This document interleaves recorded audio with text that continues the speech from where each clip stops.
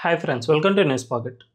జనరల్గా ఏ దేశంలో అయినా కూడా అడుక్కునే వాళ్ళు కొంతమంది ఉంటారు. అంటే వాళ్ళ ఆర్థిక పరిస్థితి బాగోలేకనో, లేదంటే ఏజ్డ్ పర్సన్సో, లేదంటే అంగవైకల్యం ఉన్న వాళ్ళు ఎక్కువగా అడుక్కుంటూ ఉంటారు. కానీ మన ప్రపంచానికి ఒక దేశం, అడుక్కునే దేశం ఏదైనా ఉంది అంటే అది పాకిస్తాన్ అని చెప్పుకోవచ్చు. మనందరికీ తెలుసు, జనరల్గా పాకిస్తాన్ ఇతర ప్రపంచ దేశాల దగ్గర వెళ్ళి ప్రభుత్వంతో చర్చలు జరిపి కొన్ని డబ్బులను తెచ్చుకుంటూ ఉంటుంది. ఇది జనరల్గా మనకు తెలిసిన విషయమే. కానీ పాకిస్తాన్‌లోని ప్రజలు పెద్ద ఎత్తున ప్రపంచంలో అడుక్కుంటున్నారని ఎంతమందికి తెలుసు? వీళ్ళ ఆదాయం ఎంతో తెలుసా?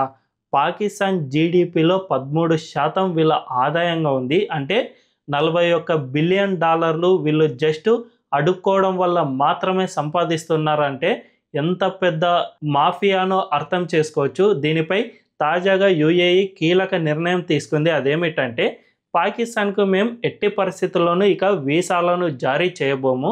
ఆ దేశ ప్రజలకు మేము వీసాలను ఇస్తూ ఉంటే వాళ్ళు మాత్రం మా దేశంలోకి వచ్చి అడుక్కోవడం ఇలాంటివి చేస్తూ ఉన్నారు. దీనివల్ల మాకు పెద్ద ఎత్తున ఇబ్బందులు ఏర్పడుతూ ఉన్నాయి అని యూఏఈ కీలకమైన ప్రకటన చేసింది.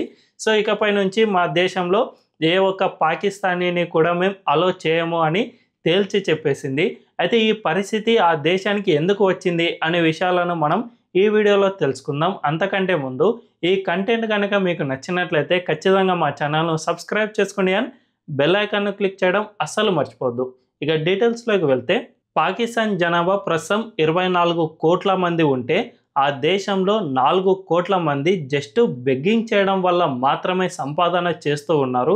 అయితే ఈ బెగ్గింగ్ అనేది పాకిస్తాన్లో మాత్రమే చేయడం లేదు. ప్రపంచ దేశాల్లో వీళ్ళు ఎక్కడికి వెళ్ళినా కూడా ఇదే పని చేస్తూ ఉన్నారు.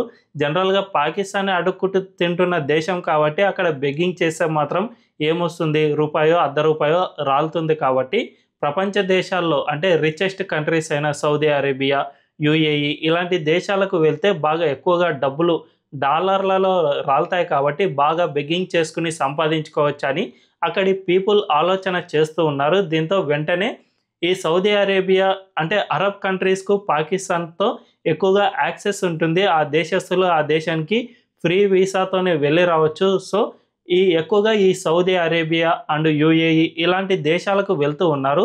ఈ దేశాలు రిచ్ కావడమే కాకుండా ఈ మక్కా మసీదు, మదీనా ఇలాంటి పుణ్యక్షేత్రాల్లో కూడా వీళ్ళు వెళ్ళి అడుక్కోవడం వల్ల ఎక్కువ మంది అక్కడ టూరిస్టులు వస్తారు. కాబట్టి దేవుని పేరిట నయానో భయానో అడుక్కుంటే కొన్ని డాలర్లు రాలుతాయి అనే దృష్టితో వీళ్ళు ఎక్కువగా ఆ దేశాలకు వెళ్ళి అడుక్కుంటూ ఉన్నారు.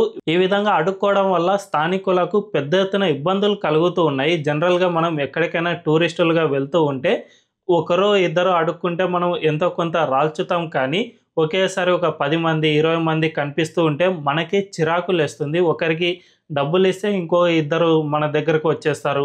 వాళ్ళను చూసి మరో ఇద్దరు వచ్చేస్తారు. దీనివల్ల టూరిస్ట్‌కు వెళ్ళిన ప్రశాంతత అస్సలు దక్కకుండా పోతుంది. అంతేకాకుండా వీళ్ళు ఈ విధంగా ఇబ్బందులు సృష్టించడం వల్ల ఆయా ప్రభుత్వాలకు కూడా వీళ్ళను కంట్రోల్ చేయడం అస్సలు సాధ్యం కావడం లేదు. ముఖ్యంగా మక్కా, మదీనా ఇలాంటి పుణ్యక్షేత్రాల దగ్గర వీళ్ళ బెడద చాలా ఎక్కువగా ఉంది. గతంలోనే సౌదీ అరేబియా ఈ విషయంపై పాకిస్తాన్‌కు స్పష్టమైన ప్రకటన చేసింది. మీరు గనక ఇదే విధంగా కంటిన్యూ చేస్తే మేము మీకు వీసాలను నిషేధిస్తామని గతంలోనే హెచ్చరించింది. అయితే సౌదీ అరేబియా పూర్తి స్థాయిలో అయితే నిర్ణయం తీసుకోలేదు. కానీ యూఏఈ మాత్రం దీనిపై కఠిన నిర్ణయమే తీసేసుకుంది. ఇక వీళ్ళను ఎట్టి పరిస్థితుల్లోనూ మేము అడ్డుకోలేము. అంతేకాకుండా వీళ్ళు మా దేశానికి ఒక పెద్ద సమస్యగానే మారుతున్నారు అని యూఏఈ గుర్తించి ఇక వీళ్ళందరినీ తమ దేశంలోకి రాకుండా నిషేధించింది. ఎవరైనా ప్రభుత్వ అధికారులు తప్ప సాధారణ పౌరులు ఆ దేశానికి వెళ్ళాలంటే ఇకపై నుంచి చాలా ఇబ్బందులు ఎదుర్కోవాల్సిన పరిస్థితి ఏర్పడుతుంది. నిజానికి వీళ్ళు జస్ట్ అడుక్కోవడం మాత్రమే కాదు, ఈ అడుక్కోవడానికి కొన్ని మాఫియాలే క్రియేట్ అయ్యాయి. అంటే చిన్న పిల్లలు లేదంటే ఆడపిల్లలు ఇలాంటి వాళ్ళు ఉంటారు కదా, వీళ్ళను ఉపయోగించుకుని అడుక్కోవడం అనేది స్టార్ట్ చేస్తారు. ఈ మాఫియా అనేది చాలా క్రూయాలిటీగా ఉంటుంది. అంటే చిన్న పిల్లలకు అప్పుడే కాళ్ళు చేతులు విరిచేయడం, వాళ్ళను అవిటి వారిగా చేయడం, అంతేకాకుండా వాళ్ళకు కనీసం ఫుడ్ కూడా పెట్టకుండా బాగా ఏడిస్తే డబ్బులు ఎక్కువగా వస్తాయి అనే విధంగా వాళ్ళను తయారు చేయడం, వాళ్ళకు ఫుడ్ పెట్టకుంటే మొత్తం పక్కటెముకలు కనిపించే విధంగా చూపిస్తే ఇంకా ఎక్కువగా డబ్బులు వస్తాయి. ఇలా థింక్ చేస్తూ ఉంటాయి బెగ్గింగ్ మాఫియాలు. దీనివల్ల హ్యూమన్ రైట్స్ వయోలేషన్ కూడా పెద్ద ఎత్తున జరుగుతుంది. అయితే ఐక్యరాజ్య సమితి వీటన్నిటిని అస్సలు పట్టించుకోదు. అది ఎందుకుందో మనకే తెలియదు కాబట్టి మనమైనా దీన్ని పట్టించుకోవాలి అని సౌదీ అరేబియా అండ్ యూఏఈలు దీనిపై యాక్షన్ తీసుకున్నాయి. అంతేకాకుండా ఇలాంటి మాఫియాను కంట్రోల్ చేయడం అంటే దాదాపు అసాధ్యంగానే మారుతుంది కాబట్టి ఈ బెగ్గర్లందరినీ తమ దేశానికి రాకుండా కంట్రోల్ చేస్తే ఆటోమేటిక్గా ఈ మాఫియా కూడా ఎంతో కొంత తగ్గే అవకాశం ఉంది అని ఆ దేశాలు గుర్తించాయి. కాబట్టి ఇప్పుడు పాకిస్తాన్పై పెద్ద ఎత్తున రిస్ట్రిక్షన్ అనేది స్టార్ట్ చేశాయి. అయితే పాకిస్తాన్కు ఇంత దయనీయ పరిస్థితి రావడానికి ప్రధాన కారణం ఆ దేశంలోని ప్రభుత్వం అండ్ ఆర్మీని అని చెప్పుకోవచ్చు. నిజానికి ఆ దేశంలో ఆర్థిక వనరులు అనేవి ఎక్కడా లేవు. ఆ దేశంలో ఒక్కటంటే ఒక్క కంపెనీ కూడా లేదు. రీసెంట్గానే మైక్రోసాఫ్ట్ ఆ దేశం నుంచి వెళ్ళిపోయింది. అండ్ జాన్సన్ అండ్ జాన్సన్ లాంటి అతిపెద్ద మల్టీనేషనల్ కంపెనీ పాకిస్తాన్లో ఉన్న ప్లాంటును సైతం తాజాగా మూసివేసింది. ఇలాంటి పరిస్థితులు ఆ దేశంలో ఉన్నాయి. ఎందుకంటే పాకిస్తాన్ ప్రభుత్వం కానీ ఆర్మీ కానీ ప్రజాపాలన గురించి అస్సలు పట్టించుకోవు. అక్కడి ఉగ్రవాదులకు అండ్ ఆర్మీ అధికారులు అక్రమంగా చేస్తున్న అవినీతి వల్లే పెద్ద ఎత్తున ఆ దేశంలో ఇలాంటి దారుణమైన పరిస్థితులు నెలకొన్నాయి. ఐఎంఎఫ్ కూడా రీసెంట్గా ఇదే మాట చెప్పింది.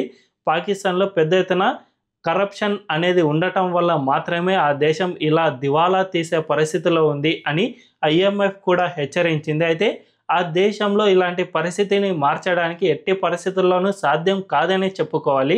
ఎందుకంటే అక్కడ ప్రజలు ఎన్నుకున్న ప్రభుత్వం ఉన్నా కూడా ఆర్మీదే పెత్తనం చెలాయిస్తుంది. రీసెంట్గా ఆసిమ్ మునీర్కు చీఫ్ ఆఫ్ డిఫెన్స్ ఫోర్సెస్గా పదోన్నతి పొందారు కాబట్టి ఆయనకు ప్రధానమంత్రికి ఉన్న అన్ని సౌకర్యాలు లభిస్తాయి అండ్ అన్ని పవర్స్ కూడా ఉంటాయి. కాబట్టి ఇక ఆర్మీ పాలనే ఇండైరెక్ట్గా అక్కడ నడుస్తుంది. అంతేకాకుండా ఉగ్రవాదులను ఆర్మీ ఎక్కువగా ఉపయోగించుకుంటుంది కాబట్టి వాళ్ళకు డబ్బులు ఇవ్వాలన్నా కూడా ఆర్మీ అవినీతి చేస్తే తప్ప వాళ్ళకు డబ్బులు ఇవ్వలేని పరిస్థితి నెలకొంది అక్కడ. కాబట్టే ఇంత పెద్ద ఎత్తున ఆ దేశంలో కరప్షన్ అనేది వస్తూ ఉంది. అంతేకాకుండా అక్కడ ఉగ్రవాదం ఉండటం వల్ల మాత్రమే మల్టీనేషనల్ కంపెనీలు ఏవి కూడా అక్కడ పెట్టుబడులు లాంటివి పెట్టడం లేదు. దీని కారణంగా ఆ దేశం పూర్తిగా దివాలా తీసే పరిస్థితిలో ఉంది. తాజాగా ఇప్పుడు అక్కడ రేట్లను ఒక్కసారి మనం చూసుకుంటే కేజీ గోధుమ పిండి 250 వరకు ఉంది. ఒక కోడిగుడ్డును కొనాలంటే 40 రూపాయల దాకా ఉంది. ఈ విధంగా ఒక పాల ప్యాకెట్ను కొనాలన్నా కూడా 150 వరకు ఖర్చు చేయాల్సిన పరిస్థితి అక్కడ నెలకొంది. కాబట్టి ఆ దేశంలో పరిస్థితులు ఎట్టి పరిస్థితుల్లోనూ భవిష్యత్తులో కూడా మారే అవకాశం అస్సలు లేదు. అమెరికా, చైనా లాంటి దేశాలు పాకిస్తాన్ను ఎంత ఉపయోగించుకున్నా కూడా ఆ దేశం ఎప్పటికీ బాగుపడదు. ఎందుకంటే ఉగ్రవాదులకే ఎక్కువగా డబ్బులు వెళ్ళిపోతాయి, ఆ తర్వాత ఆర్మీకి వెళ్ళిపోతాయి, ఆ తర్వాత పొలిటికల్గా ఇన్ఫ్లుయెన్స్ ఉన్న పంజాబ్ ప్రావిన్స్కే అన్ని ట్యాక్సెస్ నుంచి వచ్చిన డబ్బులు వెళ్ళిపోతాయి. కాబట్టి ఆ దేశంలో చాలా దారుణమైన పరిస్థితులే నెలకొన్నాయి. దీంతో అక్కడి ప్రజలకు ఇక జీవనాధారం ఏది లేకపోవడంతో ప్రపంచంలో బెగ్గింగ్ చేసుకుని బతకవచ్చు అనే విధంగా అక్కడి వారు ఆలోచన చేస్తూ ఉన్నారు. దీనివల్లనే పాకిస్తాన్లో ఏకంగా 4 కోట్ల మంది బెగ్గర్లు ఉన్నారు అంటే పరిస్థితి ఎంత దారుణంగా ఉందో అర్థం చేసుకోవచ్చు. ఆ దేశ జీడిపిలో 13% అంటే కూడా ఇది చాలా హ్యూజ్ అమౌంట్ అనే చెప్పుకోవాలి. సో ఇప్పటికైనా పాకిస్తాన్ లాంటి దేశం మారాలని మనందరం కోరుకుందాం. ఆ దేశం బాగుపడితే అందరం వసుదైవ కుటుంబంలా కలిసి ఉండాలని మనందరం కోరుకుందాం. ఈ వీడియో కనుక మీకు నచ్చినట్లయితే ఖచ్చితంగా మా ఛానల్ను సబ్స్క్రైబ్ చేసుకుని బెల్ ఐకాన్ క్లిక్ చేయడం అస్సలు మర్చిపోవద్దు. Thank you.